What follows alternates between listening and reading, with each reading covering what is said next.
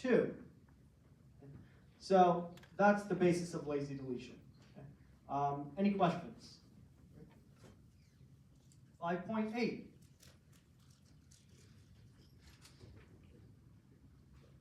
Suppose instead of quadratic probing, we use cubic probing. Here the ith probe is at hash of x plus I to the third instead of hash of x plus I squared.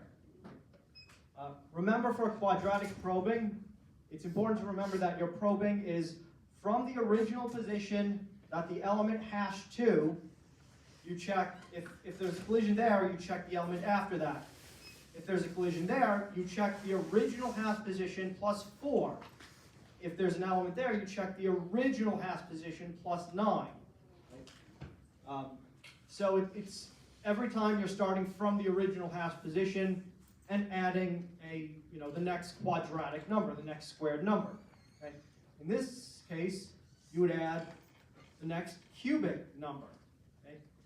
Does that help? No, actually. It's still prone to secondary clustering. The reason being that secondary clustering does not occur because you're using quadratic probing specifically, right? You avoid primary clustering, and let's take a quick look at primary clustering.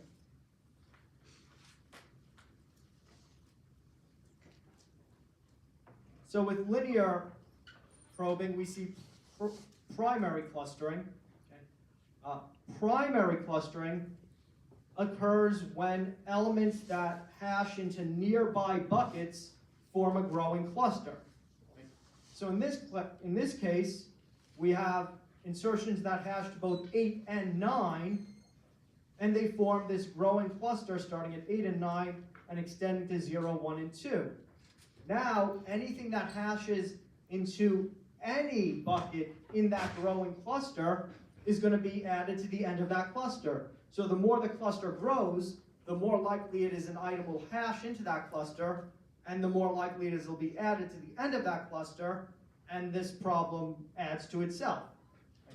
Secondary clustering only occurs when you have multiple elements that hash to the same initial bucket, right? Not nearby initial buckets, right? Quadratic probing, if you have, in this case we see, we again have multiple elements that hash to 8 and 9, and you see that the elements that hash to 8 check 8, then 9, and then 2, right? So they're not adding directly to this cluster. The elements that start at 9 check 9, then 0, then 3. Right?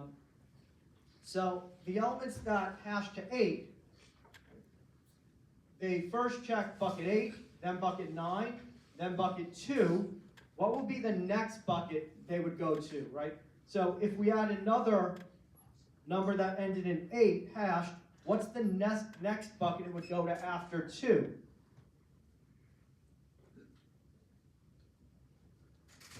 Using quadratic probing. Austin? 7. 7. Good, right? 7, right? Because it's bucket 8 plus 1. If there's a collision there, then it's 8 plus 4, which drops around to 2. If there's a collision there, then it's bucket 8 plus 9, which drops around to 7. So go 8, then 9, then 2, then 7. Right? For bucket 9, it would be 9, then 0, then 3. And if there's a collision there, then it would go to 8. Right? It would go to 8 after that. Right? So we see that all elements that hash to the exact same initial bucket follow the same pattern, right? We'll probe in exactly the same spots, but we prevent elements that hash to consecutive buckets from hashing to the same spot. Instead, they'll hash to spots one different from each other each time, right? That's secondary clustering, right? So secondary clustering prevents a growing cluster caused by hashing many elements that hash to nearby buckets, right? It breaks up nearby buckets. Right? Numbers that initially hash to 8 and 9 don't hash to the same spots. They'll hash to one different from each other when you add 1, then 4, then 9, then 16, then 25, and so on and so forth. Okay? But if you have multiple elements that all hash to, let's say, 8, right, then it's just going to, they're all going to follow exactly the same pattern. That's secondary clustering. Secondary clustering is when numbers that hash to the same initial location will then hash to the same, will then check the same second location, then third location, then fourth location, etc. Right? Changing the method from quadratic to cubic does not change that fact. So, therefore, cubic probing is still prone to secondary clustering. Does that make sense to everyone? Shanhan?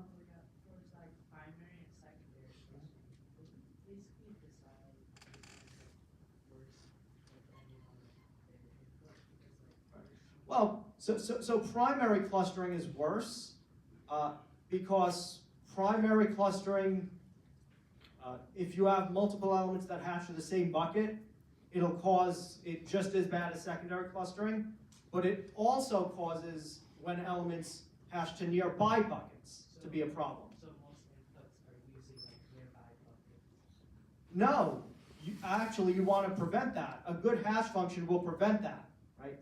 So the thing is that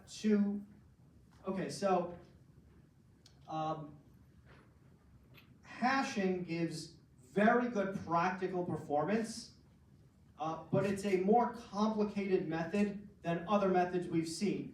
There's a lot more that's necessary to ensure that, that hashing gives that O of 1 insert, delete, and lookup, right? Because O of 1 insert, delete, and lookup is very good. We don't have other data structures that can do that, right? But a lot goes into that. Because the worst case is that you have any kind of clustering is the worst case, right? Or any time you have a lot of elements hashing to the same initial bucket is a bad case, right? So you want to write a hash function.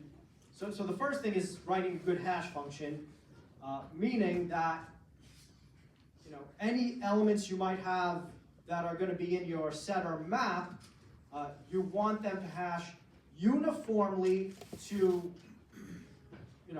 across your set or map, across the full length of your set or map. Right? So you want them to hash to, different buckets with equal probability, and you want to break up any patterns, any naturally occurring patterns that might be found in the data, right? So, you want consecutive, if the data is integer, you don't want consecutive inputs to always hash to consecutive buckets, right? You don't want inputs that are periodic, meaning, inputs that are all 5 apart to hash to the same bucket or nearby buckets, right? Any type of pattern that could be naturally occurring in the data, you want the hash function to kind of distribute amongst the hash in a way that's unpredictable, right? So, most of the time, we won't have the situation where a lot of inputs will hash to the same bucket, right? But that's just the first line of defense, right? Because if that happens, we want to deal with that also, and that's what, avoiding primary clustering is about. If we have, in that hopefully rare case that we have a lot of inputs hashing to nearby buckets, we still want to avoid a problem. Reynold? Is there standard hash functions that we can use? Yes. And also, is there best practice of coming up with a hash function that would, that we can come up with in case we have a customized Right, so, data set? so standard practice, yes. Best practice for coming up with a hash function, not exactly. That's still a valid research area. And with certain types of data, there might be certain issues. Like if you have data that's, maybe some type of data in like astrophysics might have some specific patterns that researchers need to be aware of, and they need to write a custom hash function to best break up those specific patterns that are unique to their area, right? So, but that's going to be very rare. It's going to be very rare that you're going to need to write a custom hash function. Most of the time, you just use C++ standard hash. Let's take a quick look at that. Okay, that's a very good question.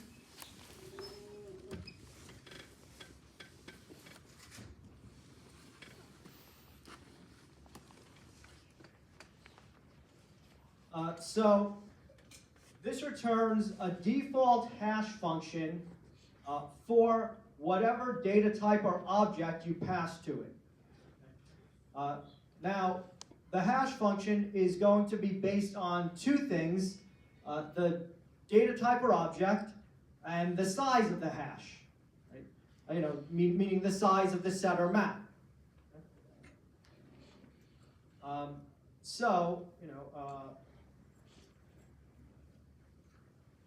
So here are all the types that are supported. Strings are supported, pointers are supported, vectors are, Boolean vectors are supported, bit sets are supported.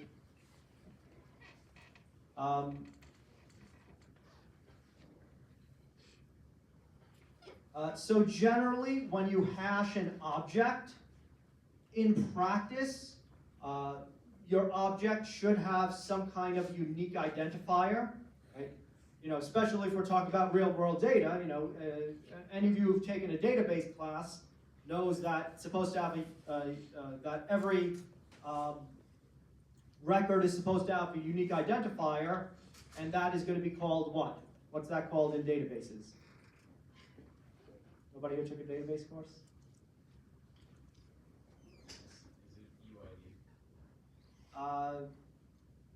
Well, so there's a database terminology for that, but yeah, something like that, right? Does anybody know database, what's it called? Primary key. Right? Does that sound familiar? Yep. No?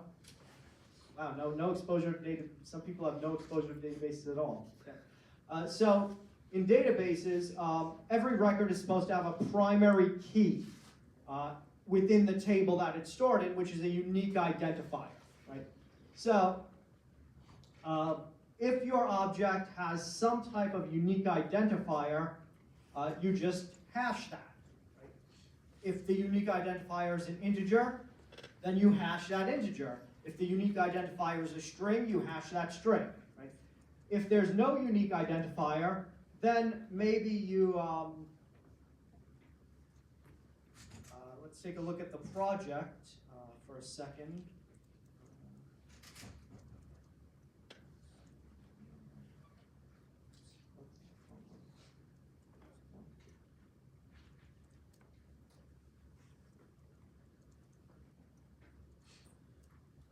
Let's see.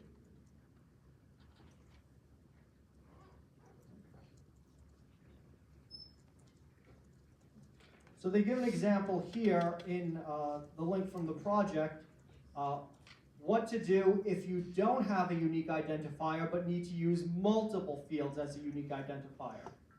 Right? So if you need to use multiple data members as a unique identifier, then you hash each of them and combine them in some way. Right?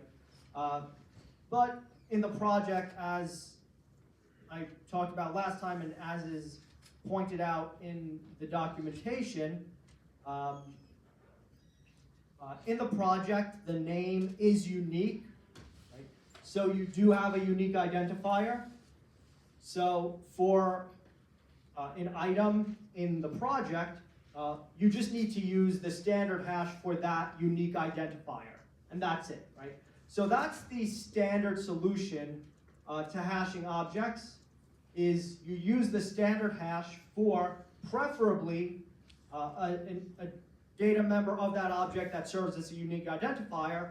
If not, you find a combination of data members that can uniquely identify the object, hash each of them, and combine them in some way.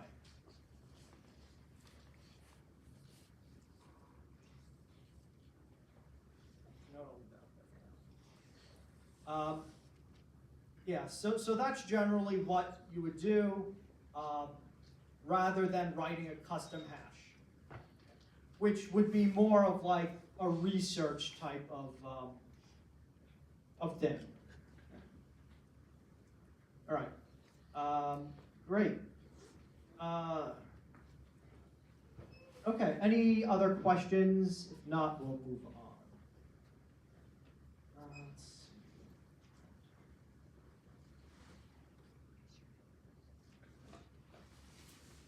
Right, 5.10. What are the advantages and disadvantages of the various collision resolution strategies? So this is a good question. There are a lot of answers to this. Okay? So who has some answers?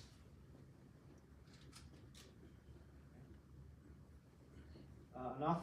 Quadratic and non-quadratic probing uses less space than linear probing. Uses less space. No, they. Or not the separate chaining, the one where you use. Separate chaining, right. So good, right. So any type of probing uses less space than separate chaining. Okay, good, right. And so in general, any type of closed hashing uses less space than open hashing. Arva? Well, separate chaining does have the advantage that there will never be a collision.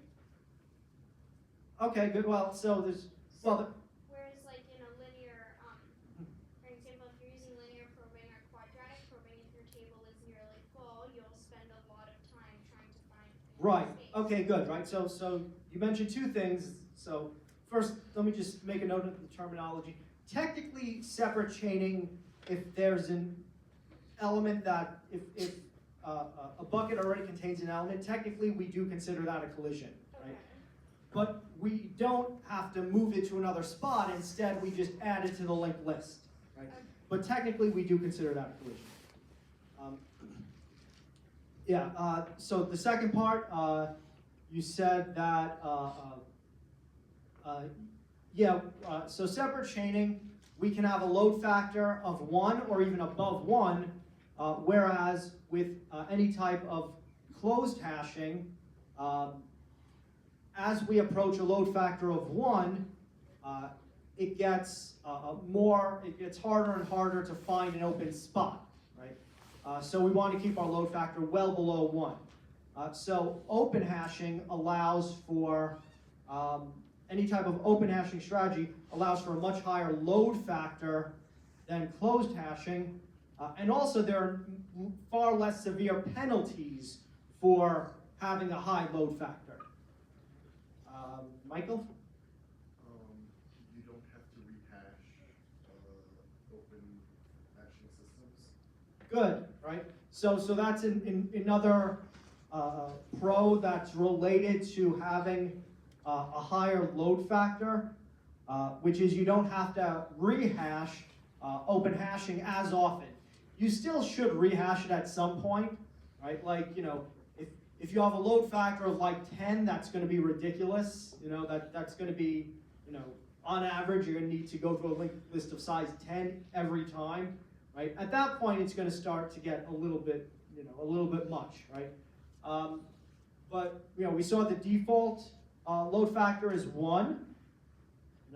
Even a load factor of 2 or 3 isn't terrible.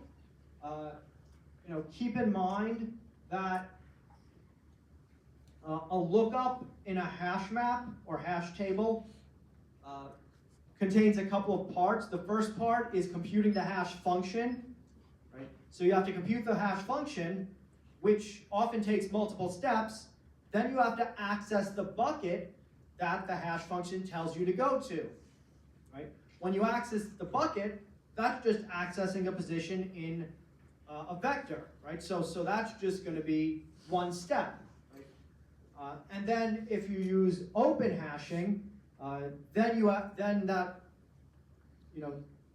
that bucket points you to a linked list, and then you might have to follow a couple of links on the linked list. But even following a couple of links on the linked list is probably still going to be less work than the hash function, especially if you're hashing, a large data type like a string. Right? So, yeah, with open hashing, even having a load factor of 2 or 3 is not catastrophic usually. Right? It's not great, but it's not terrible. What else? So there's one big benefit to closed hashing practically, and that is if we look at separate chaining,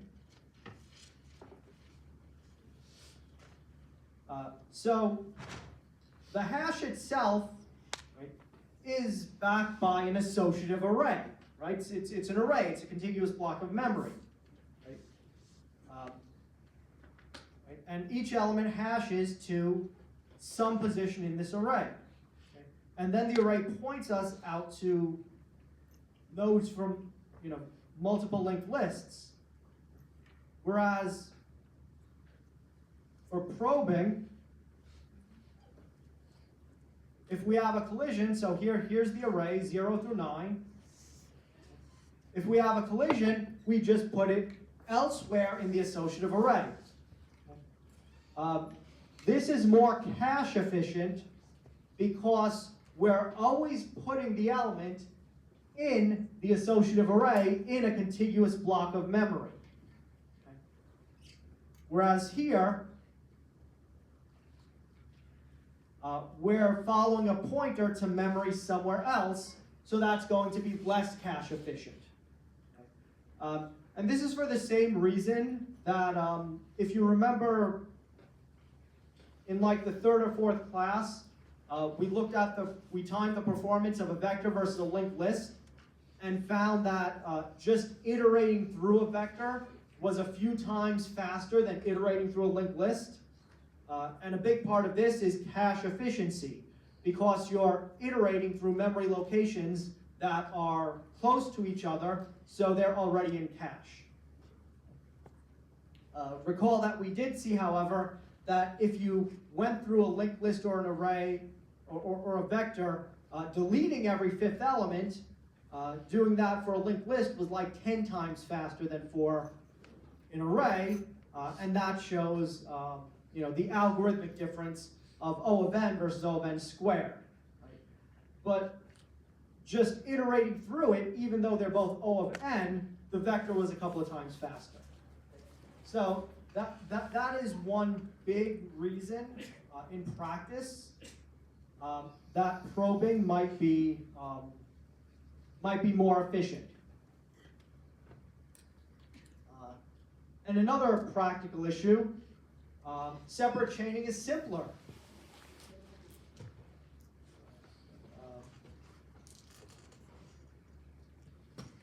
Yeah, it's simpler. You don't have to deal with issues like how do we handle deletions?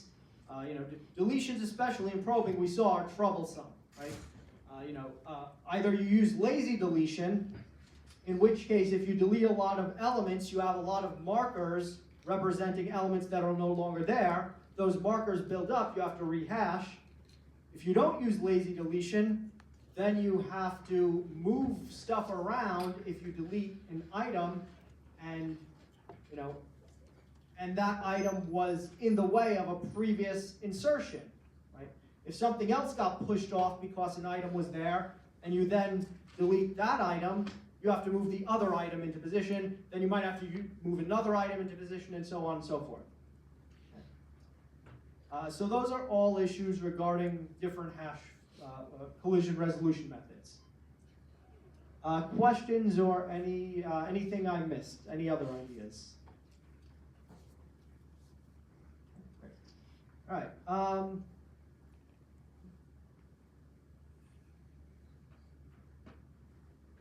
10, 5.12. Rehashing requires recomputing the hash function for all items in the hash table. Since computing the hash function is expensive, suppose objects provide a hash member function of their own, and each object stores the result in an additional data member the first time the hash function is computed for it. Show how such a scheme would apply to the employee class, and explain under what circumstances the remembered hash values remain valid in each employee.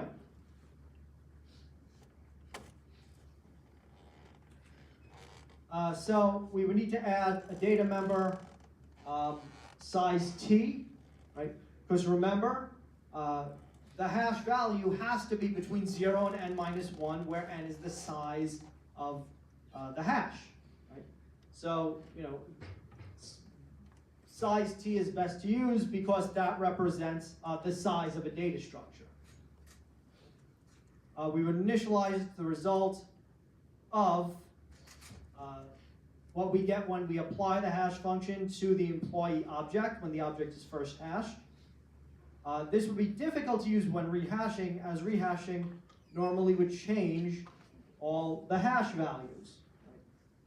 Now it's possible what you could do is store the result before, like if the hash function computes some stuff and then at the end just mods by the size of the hash table or hash map, you could store the result before modding.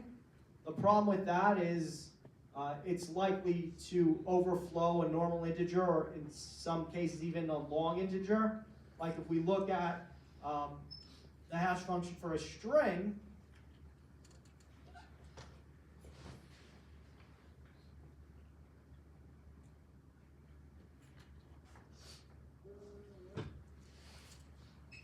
right?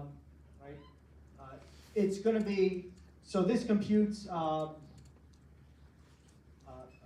for the kth character in the string, it's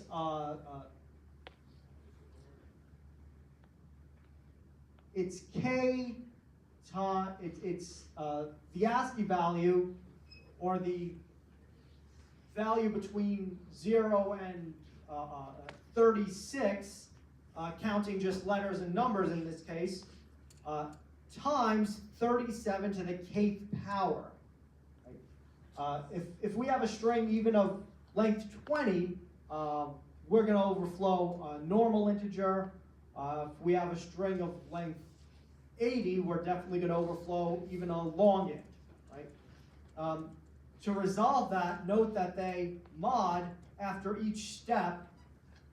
This is a property of modulus where a plus b plus c mod k is going to be the same as a plus b mod k plus c mod k, right? So, if you can mod in between to avoid overflowing an integer, right? Which is done in most cases. Austin? Since this is an unsigned integer, doesn't that also keep it from overflowing? Doesn't it wrap back around? Yeah, it'll wrap back around. The problem with that is you're not going to get the right result. Because when you mod, if you don't mod by something that's a factor of the max integer size, you're not going to get the right result. Right? It's going to mess up the math. So to prevent that, you're going to mod after each multiplication, right? So just like with addition, the same thing holds for multiplication. A times b times c times d mod k is the same as a times b mod k times c mod k times d mod k. So those are going to be some issues with trying to with trying to store a hashed value and then update it with a rehash. There are some techniques you could use, but those techniques are not going to work in, practically speaking, actually. Right? They're not going to work practically. Right. Questions? Let's look at the hash functions and figures. Okay, so I think we already talked about this.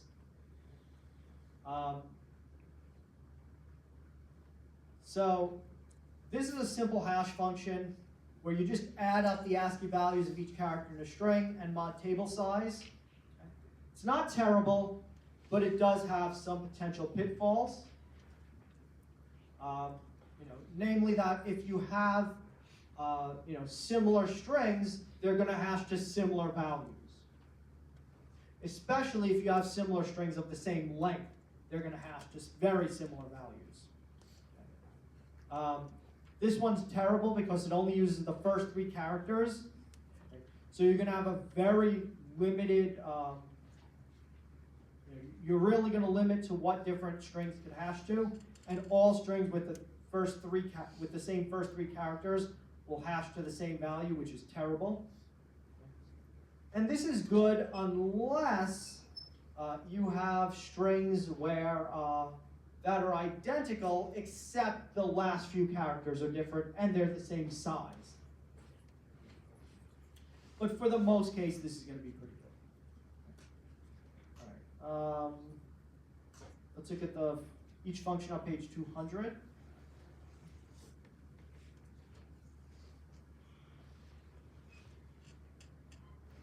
Okay, great. Let's look at some code.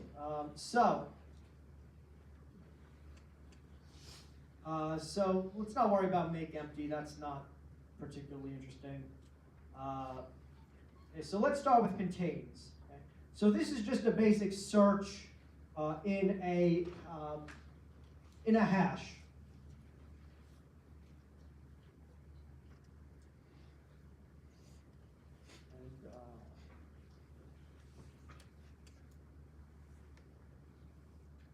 And, this just calls find. Just find.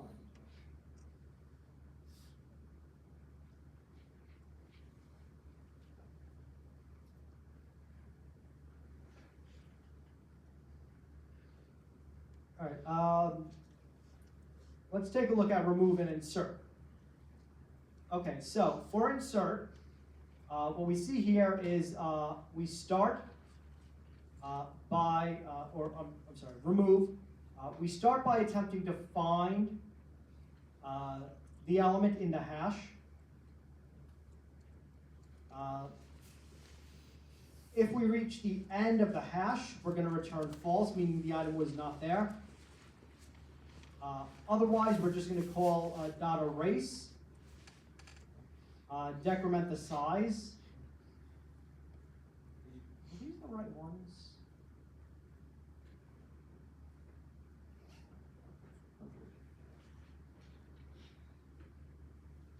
The hash function.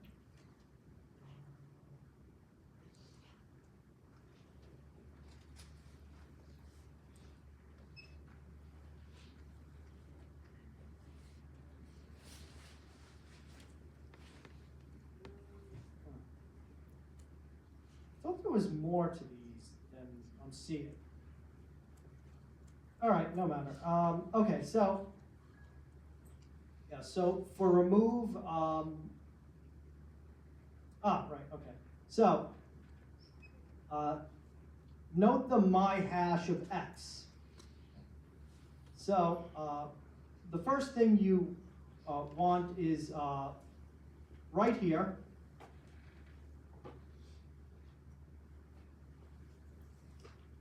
Note that lookup, I guess we could start with contains, right? So note that lookup in a hash, again, is 2 steps. One is you apply the hash function to the object x, and then based on the result of that hash function, you look in the associative array at the position given by applying the hash function to the object x.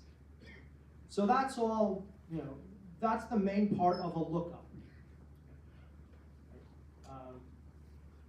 That's pretty much it. You look in that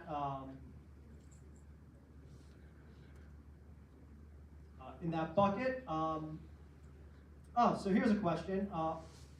What collision resolution strategy is being implemented here?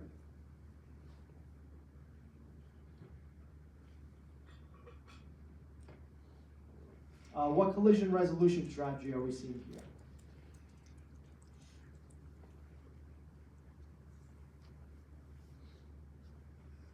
Shanhan? So essentially, you're going to have a list Mhm. for X. Right. If it's not there, it's just going to turn N. Good. So what collision resolution method is that? So it's going to find the first like similar bucket. If it's not, it's Mhm. just going to create one at the end of the list. Enough? Separate chains. So this is separate chaining, right?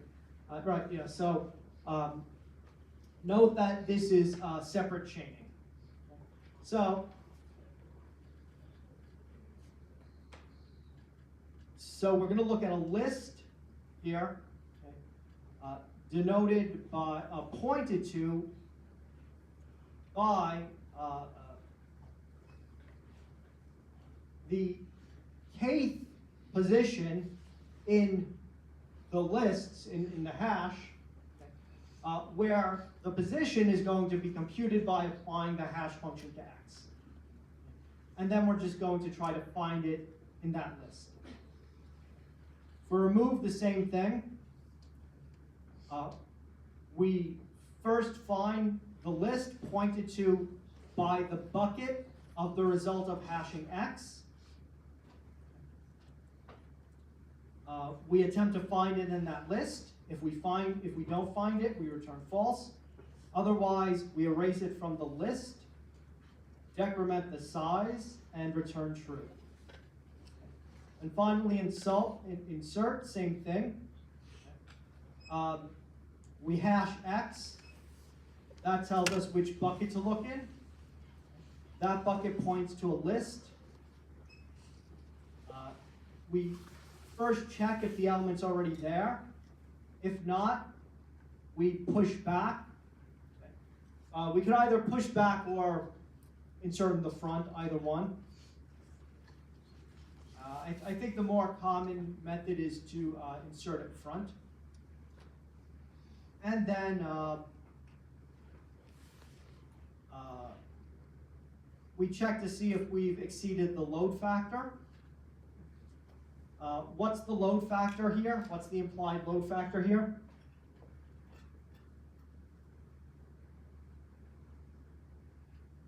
Back? 1. Good, 1, right? So the implied load factor here is 1. If the load factor exceeds 1, we rehash. So that's it, right? Really, the main part of it is this, right? So that's where the hashing actually takes place. Again, right? You'll note that it is constant time, right? Because there's no loop here.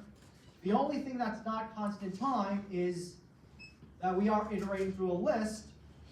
However, the average size of the list is going to be exactly equal to the load factor, right, in separate chaining. Right?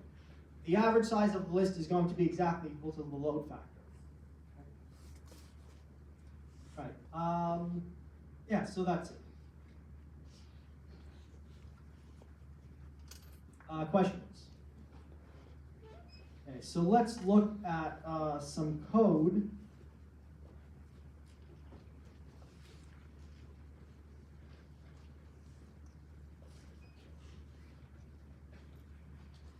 I feel like we looked over this. Did we look at the code last time?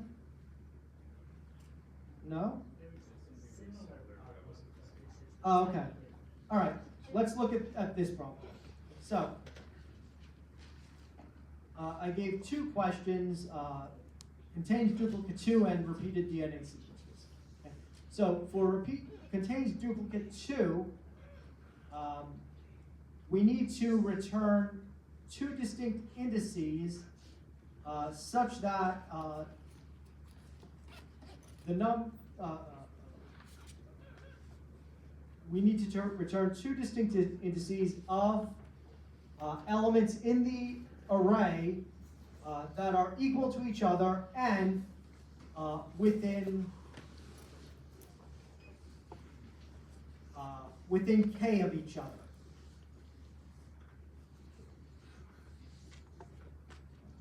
Yeah. So we're looking for exact match within k positions. So we're going to use a very similar approach as we used in contains duplicate 3, except we don't need ranged search because we're not looking for within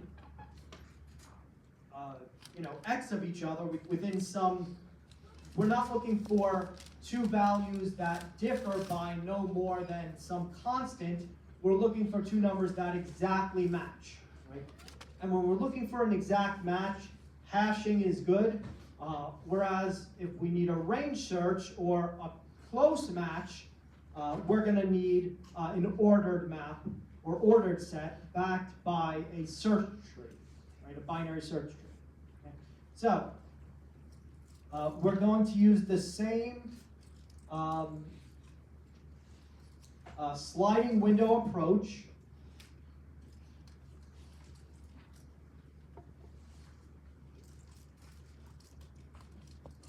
Where we're going to map a value to a position. So actually I didn't use a sliding window. So you can use a sliding window for this or not. So there are actually two ways you can approach this.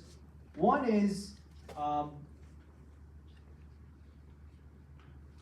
you could use the sliding window where you delete, as you add the next element, you delete the I minus kth element.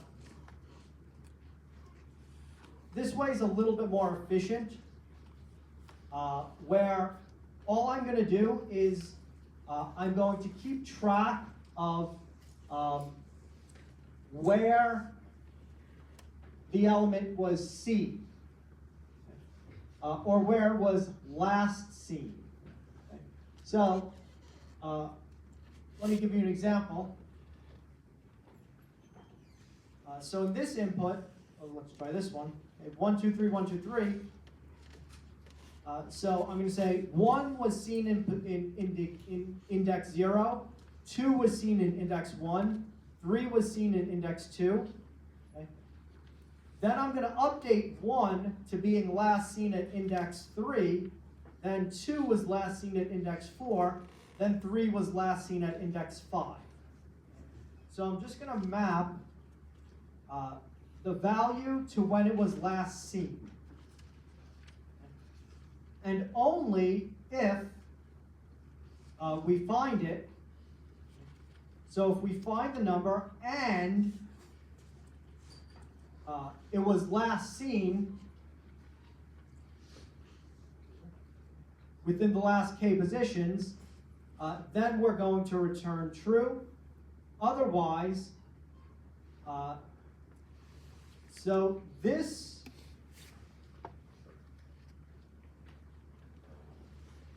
this bracket operator right here, it does two things. It serves two purposes.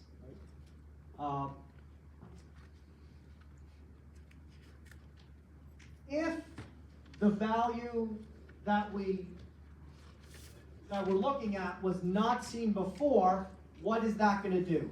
Right? If it's not already in the hash. Enough?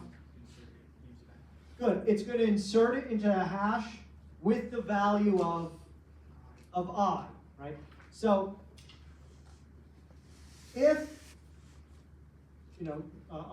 the number was not already seen, it's going to insert into the hash with the value of position I.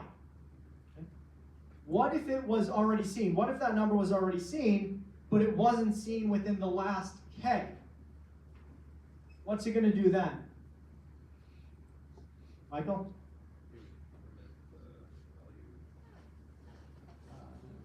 Not gonna, it's not incrementing.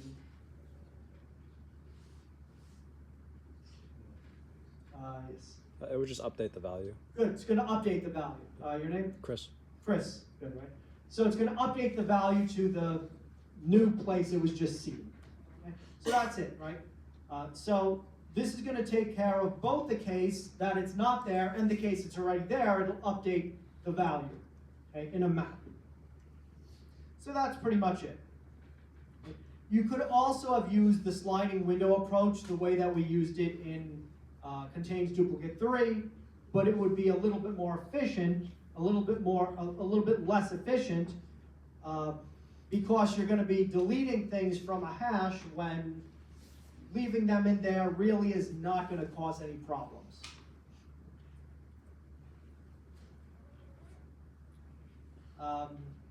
And the reason it's not going to cause any problems is because unlike a search tree, if you left everything in the search tree, and the search tree grows bigger and bigger, then every search is going to take longer, right? With a hash, that's not going to be the case as much. Right. Questions? Let's look at the other one. Okay, so this one's a little bit more interesting, and I think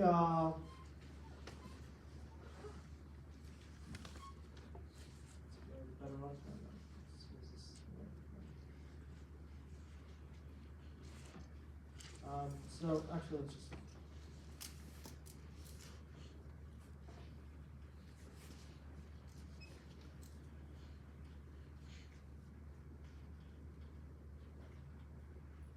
Okay, so let's look at these two solutions. One is kind of straightforward. So so let's.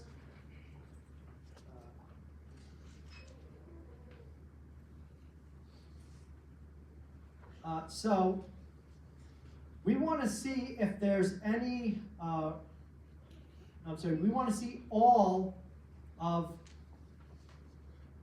the repeated 10-letter long substrings. Okay. Now, there could be some very advanced string algorithms, such as that do like incremental substring with hashing. So actually there's a term for that called a rolling hash, which is a hash function that's designed so that from the result of a hash function, if you, like for instance, the result of a hash function on a string, if you take the first letter out and add a letter at the end, from the rolling hash, you can efficiently compute the hash function of the new string from the old string. So it's like an incremental string algorithm. But that's very complicated, and we're not going to deal with rolling hashes. But just to let you know, the most efficient solution for this would be to use what's known as a rolling hash, which is much more complicated. Right? We're not going to get into that. So what we're going to do is simply iterate through the sequence, counting up the number of occurrences of each substring. That's it. So for each position, we're just going to use the substring method, right? The string method's s.substring. And again, we're going to use the bracket operator.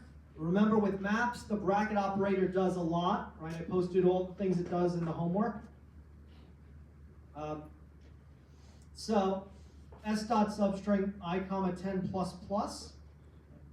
What this is going to do is two things. If we have not seen the substring before, it's going to create that element in the hash, right? It's going to create that key value pair where the key is the substring and the default value of an integer is going to be 0, then we increment it to 1. Right? If the substring is already in the hash, it's going to increment its associated value, which is its count, increasing it by 1. Okay. So in that way, we count the number of times that each substring occurs, where each substring has one position in the hash. Then we iterate through our hash and just so they want the answer in a vector of strings. So we iterate through the hash, and anytime we see a string with a count of more than 1, we add it to our answer. This is a standard way to iterate through a hash. Iterating through a hash is not efficient, but you can force your way through the underlying associative array. Shariar? Great question. So x dot second, I think I explained this in the, did I explain this in the homework? Okay, well, if I didn't explain this in the homework, that's for an ordered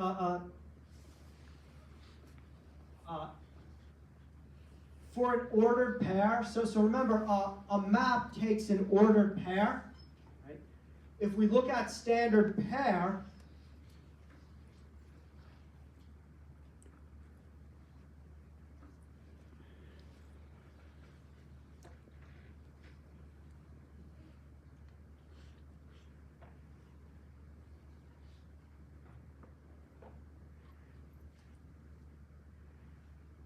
and we look at the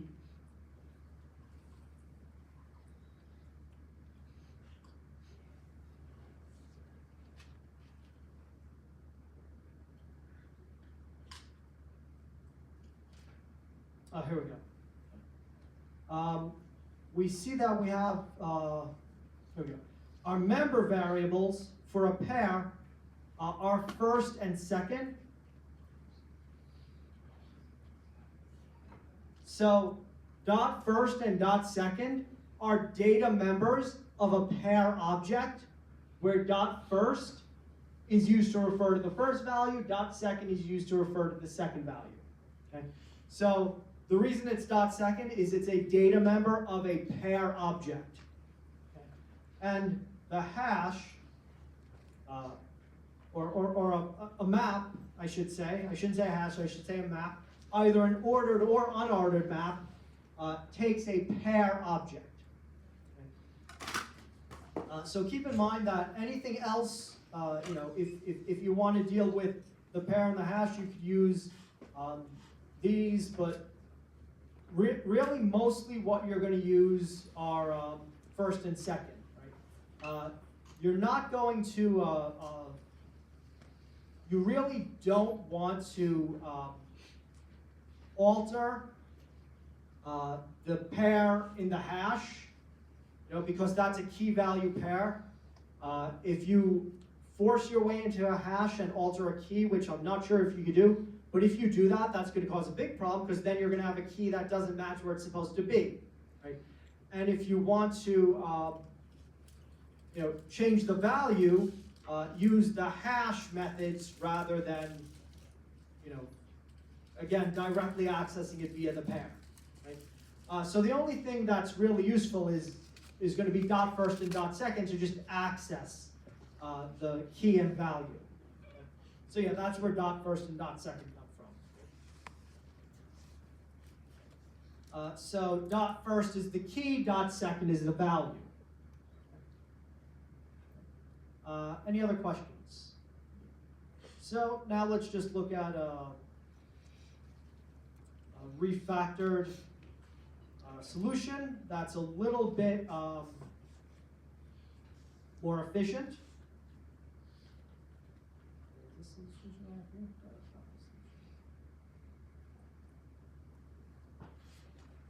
Yeah, I mean, it's like really very more efficient. I thought it was more efficient at some point, so I had it somewhere being more efficient. Anyway,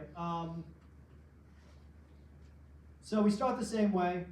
We declare a sequence, a map of strings to counts. Right? So just, the string and how many times it's occurred. So same thing, we iterate through the input string S. And here, what I'm doing here is I'm utilizing the return value of the bracket operator. The return value, if we look at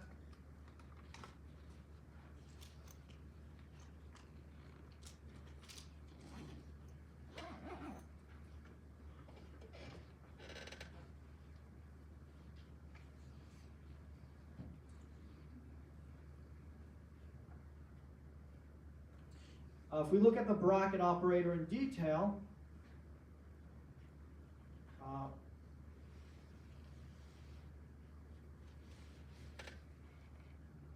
the return value is a reference to the mapped value of the element. So the return value is not a reference to the whole pair, it's just the value of the element. Right, the value of the key. So I use that here. So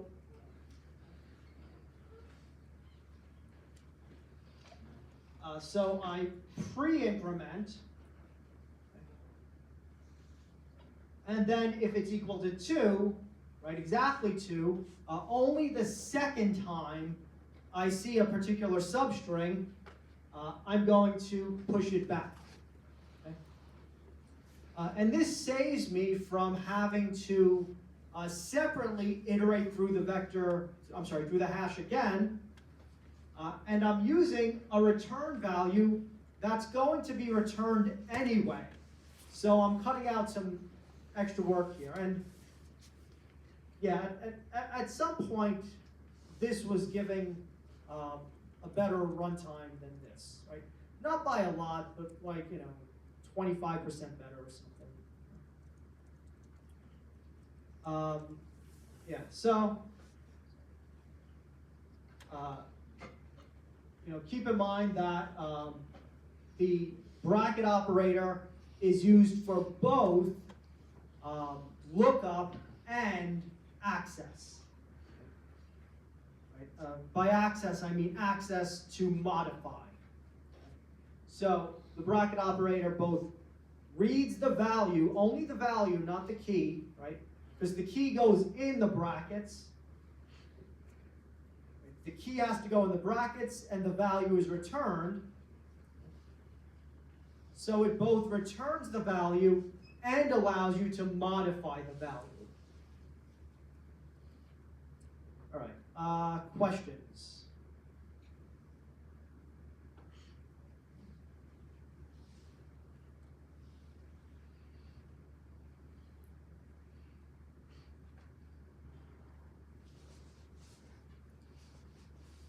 So what's the complexity of this using an ordered map and an unordered, using an ordered map and then an unordered map and then an ordered map. Okay? So using a hash-based unordered map, what's the complexity?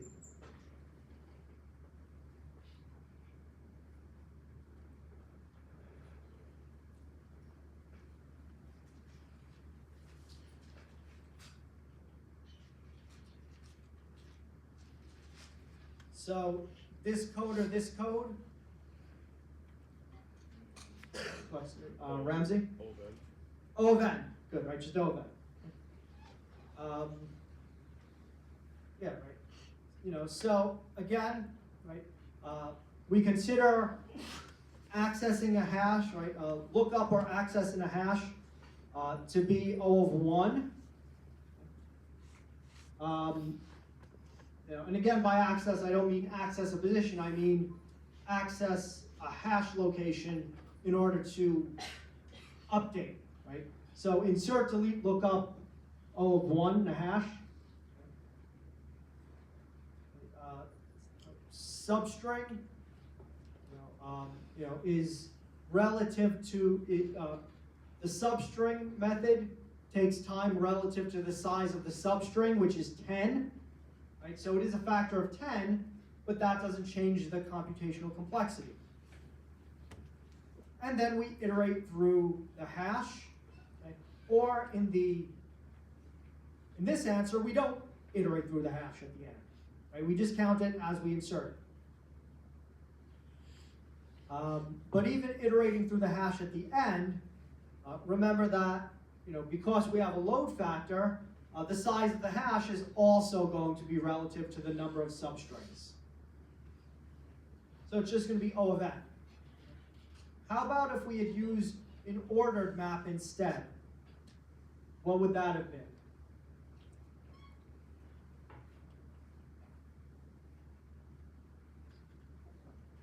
Austin? N log n. N log n. Good, right? Just because the operations here, right? So this lookup operation would be log n instead of n, instead of log n instead of O of 1. Questions? All right. So I want to just go over a few methods of lookup in a map and a set.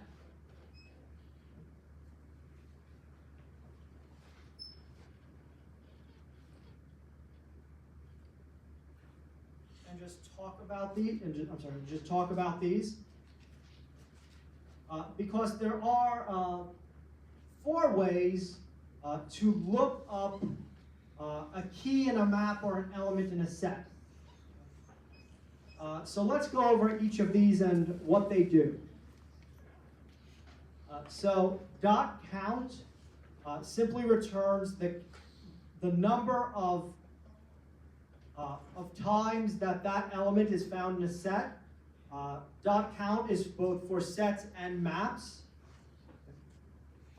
In a set or map, meaning not a multi-set or multi-map, the count should always be either 0 or 1, because in a regular set, not a multi-set, an element can only occur once. In a regular map, not a multi-map, you could only have, each key should be unique.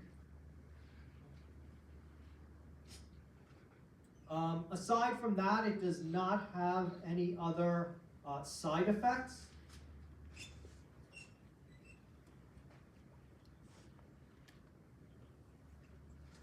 Let's just take a quick look at that.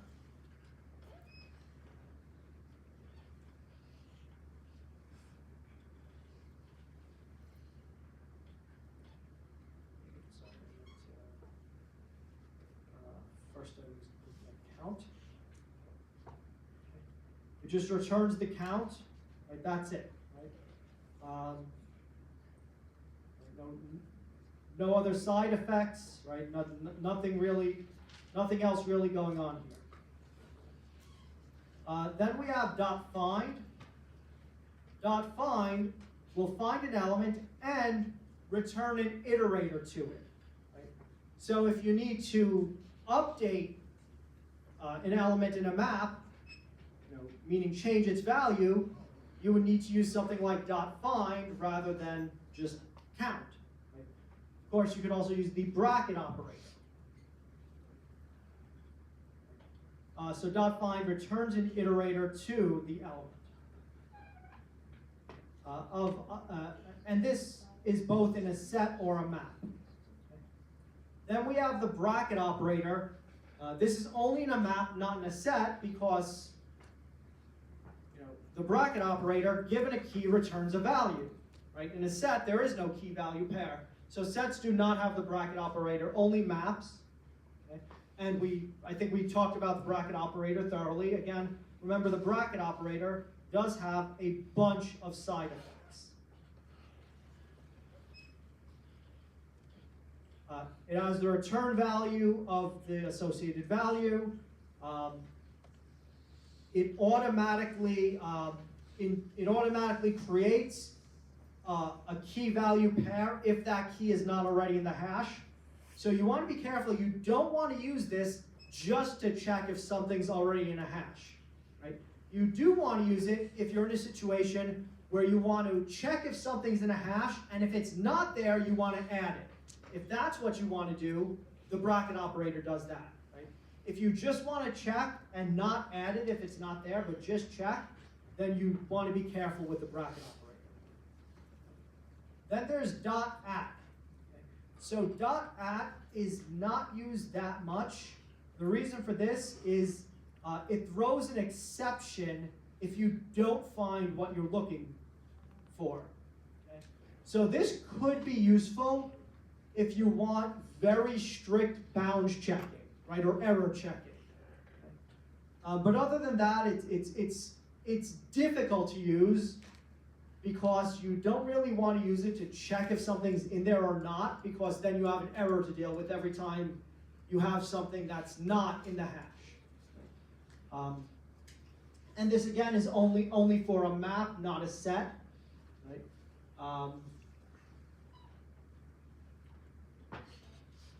And it returns a reference to the map value. Right? Again, just like the bracket operator, it doesn't return an iterator to the entire key value pair, just to the value. And finally, in C++20, you also have .contains, which returns a Boolean. And .contains is what you would think of if you thought of the most basic operation, just you want to know if an item is in a set or hash or not. Right? Just tells you, is that item is in there or not, 0 or 1. So it's like outline, but Well, you mean .count. oh, Yeah, so it's like .count, except it returns a Boolean instead of a